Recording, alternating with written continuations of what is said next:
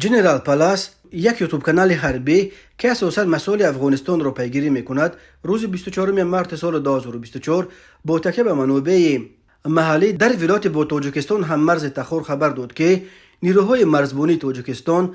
بخش‌های از جنگلزارهای واقع در مرز نویه‌ها یا ولسوالی‌های دشت قلعه و در قطر را آتش زدند. این دو ولسوالی در مرز با نویه‌های حمدانی و فرخار و 5 ولایت ختلان تاجیکستان جایگیر شدند و از مسیرهای عمده قاچاق مواد مخدر افغانی به شمار می روند. مقامات امنیتی تاجیکستان از جمله سرریاست قشون‌های سرحدی کمیته دولتی امنیت ملی تاجیکستان و همین طور نمایندگان طالبان که از آگوست سال 2021 یک 2.5 سال باز امور افغانستان را در دست دارند تا حال این خبر را شرح ندادند. اما منابع محلی در تخار روز شنبه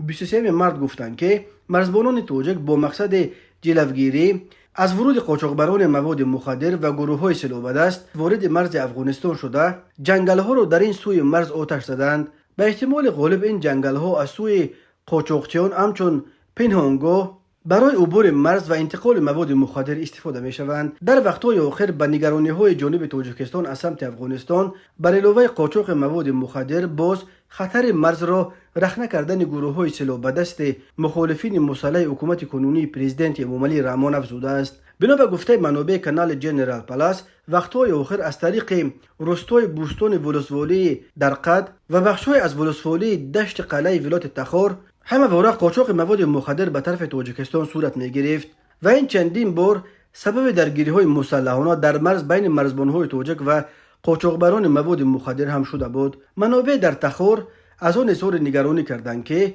جنگل‌ها بیشتر در قلمرو افغانستان آتش گرفتند و این باعث جداً آلوده شدن محیط زیست شده است. تاجیکستان که با افغانستان منبع اساسی تولید هیروئین، افیون و حشیش دنیا 1425 کیلومتر مرز مشترک دارد، در سال‌های آخر به یک مسیر عمده قاچاق مواد مخدر افغانی به بازارهای سیاه شمال سیاره اساساً به روسیه و قزاقستان تبدیل یافته است. از تقریباً 7000 تاجیکستانی که در زندان‌های روسیه ادای جزا می‌کنند، تقریباً چهارکشان برای جنایت‌های مربوط به قاچاق و فروش مواد مخدر زندانی شدند. در دوام سال گذشته 2023 در قلمرو تاجیکستان از جانب مقامات گوناگون در مجموع 5 تن و 282 کیلو و 814 گرم مواد نشه‌آور مصادره کرده شده است. در دوشنبه میگویند بعد در افغانستان به قدرت رسیدن طالبان قاچاق مواد مخدر افغانی رو به افزایش آورده است.